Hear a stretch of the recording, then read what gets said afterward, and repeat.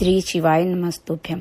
हर हर महादेव। दोस्तों, इस वीडियो में हम आपको कई समस्याओं का समाधान करने के उपाय बताएंगे, जैसे बच्चे चिड़चिड़े हो रहे हों, पति पत्नी का रिश्ता खराब हो रहा हो और कैसी भी भयंकर बीमारी हो, सब समस्याओं का समाधान करने के उपाय इस वीडियो में मिलेंगे।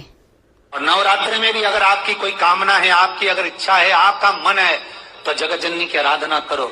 पति और पत्नी में अगर क्लेश है तो जगदम्बा के मंदिर में मक्खन चढ़ाओ।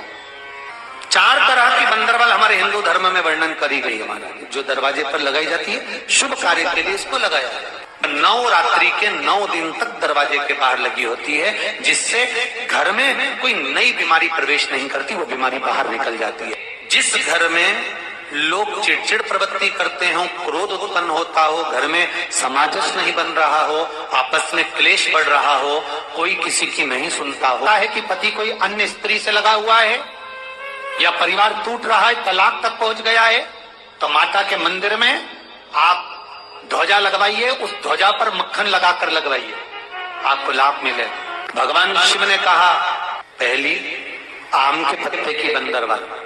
जब हमारे यहाँ सत्यनारायण भगवान की कथा करते हैं, ब्याह होता है, शादी होती है, शुभ कार्य होता है, तो दरवाजे पर आम की बंदरवाल लगती है। ये शुभ कार्य की सूचक। दूसरे नंबर पर है पीपल के पत्ते की बंदरवाल। ये अमावस्या के 1 दिन पहले लगती है और अमावस्या के दूसरे दिन उतरती है, और इसको फिर ठंडा कर दिया जाता है। ये जिसके घर में पितृदोष होता है, पीपल के पत्ते की बंदरवाल लगाई जाती है। तीसरे नंबर पर होती है नीम की बंदरवाल। पूर्णिमा का जो दिन रहता है, चैत्री नवरात्र जिस दिन प्रारंभ होते हैं, उस दिन नीम के पत्ते की बंदरवाल लगती है, जो इसको नीम के पत्ते की बंदरवाल। चौथे नंबर की होती है आम के पत्ते, पीपल के पत्ते और नीम के पत्ते, इन तीनों की बंदरवाल। ये बंदरवाल दशहरे के दिन लगती है। 10वीं तिथि को लगकर एकादशी, द्वादशी तक लगी रहती है, और त्रयोदशी के दिन इसको निकालकर विसर्जन कर दिया जाता है। ये जिस घर में लोग चिड़चिड़ प्रवृत्ति करते हो, क्रोध उत्पन्न होता हो, घर में सामंजस्य नहीं बन रहा हो, आपस में क्लेश बढ़ रहा हो, कोई किसी की नहीं सुनता हो, तब ये आम के पत्ते की, पीपल की और नीम के पत्ते की पल्लव बंदरवाल लगाई जाती है। आप लोगों को ज्ञात होगा ना, नवरात्रि कब से लगती है? तो सब लोग कहेंगे महाराज जी पड़वा से लगती है, एकम से। पर देवी भागवत कहती है, अगर एकम से लगी तो नवरात्रि पूर्ण कैसे हुई? एकम का दिन लगी तो एकम के दिन की रात्रि, फिर दूज के दिन की रात्रि, तीज के दिन की रात्रि, चतुर्थ दिन की रात्रि, पंचम दिन की रात्रि, छठे दिन की, 7वें दिन की, 8वें दिन की, 9वें दिन की रात्रि। पर 9वें दिन तो सुबेरे पूजन करके, यज्ञ करके, अनुष्ठान करके देवी को विसर्जन कर दिया, फिर नवरात्रि पूर्ण कैसे? नवरात्रि की पूर्णता होती है अमावस्या की रात से गिनी जाती है। कौन से दिन से गिनते हैं? अमावस्या की रात्रि, फिर एकम की रात्रि, फिर दूज की रात्रि, ऐसे गिनते गिनते अष्टमी की रात्रि तक और नवमी के दिन सुबह तक या दोपहर तक या शाम तक, जब तक आप यज्ञ ना करें तब तक ये 9 रात्रियां पूर्ण गिनी जाती है महाराज देवी भागवत के साथ। अब हमने कन्या भोजन का जो क्रम बनाया, अष्टमी के दिन करा देंगे, नवमी के दिन करा देंगे, इस तिथि को करा देंगे, पर भाव देखिए, शास्त्र कहता है भूखे को भोजन जब कराइए जब उसको भूख लगी हो, और ऐसों को कराइए जिसको जरूरत पड़ रही है।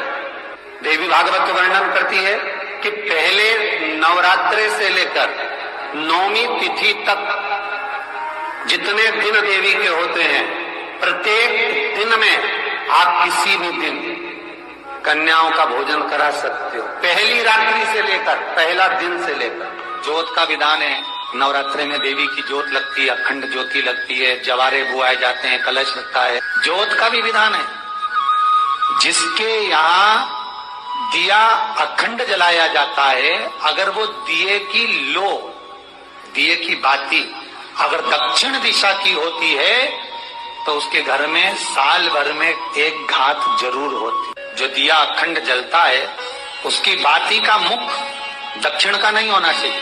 देवी भागवत को अगर सुना हो तो देवी भागवत में स्पष्ट किया गया कि पूर्व की ओर मुख करा हुआ दिया अर्थात पूर्व की ओर ज्योत जो जलाई जाती है वो संपदा की वृद्धि करती है। पश्चिम की ओर मुख कर जो ज्योत लगाई जाती है महाराज वो वैभव को देती है।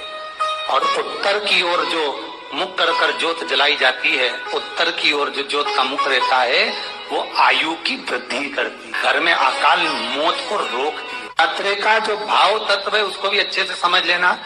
दक्षिण की ओर ज्योत ना लगाए। एक जरा सी मिट्टी की दुकान भी अगर आप खोल कर बैठेंगे तो चांदी और सोना के बराबर कमाएंगे, इतना धन देगी वो माता। साधारण नहीं है मेरी माता। तात्विक सुख का आनंद देने वाली, लाभ तत्व प्रदान करने। बच्चे बहुत ज्यादा अपशब्द बोल रहे हैं, मुंह चला रहे हैं और प्रेम नहीं रख रहे, तो माता के मंदिर में लाल पुष्प, लाल चंदन और लाल चूड़ी माँ को समर्पित करिए, प्रेम बढ़ेगा। बच्चा कभी आप जी से कम नहीं बोलेगा, प्रेम की भाषा निकली। माँ जगत जननी की आराधना, जगदम्बा की उपासना। नवरात्रि में 9 दिन में से कोई एक दिन ऐसा ले लो जिस दिन कन्याओं का भोजन कराओ, साथ में उनको लाल चुनरी ओढ़ाओ या कोई लाल वस्त्र, लाल पूजन की सामग्री उनको दो, सुख मिलेगा, आनंद है।